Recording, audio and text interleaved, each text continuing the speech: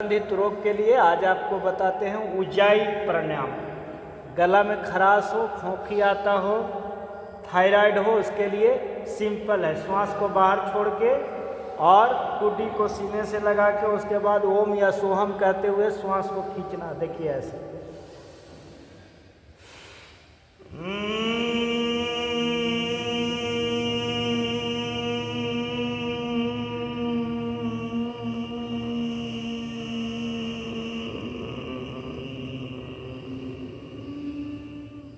बाएं नासिका से छोड़ देते, यानी जालंधर बंद लगा के हम इसको करते हैं। जालंधर बंद कैसे लगता है एक अच्छे तरीके से आप लोग को बता देते हैं एक बार फिर से सामने।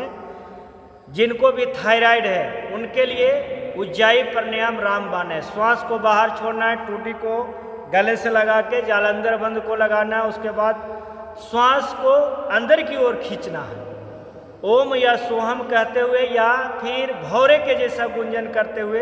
कैसे? देखिए ऐसे। सांस को बाहर छोड़े,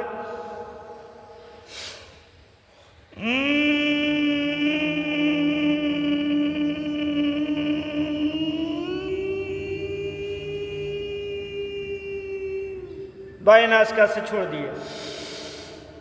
ये उज्जाई 5 बार आप भी करिएगा।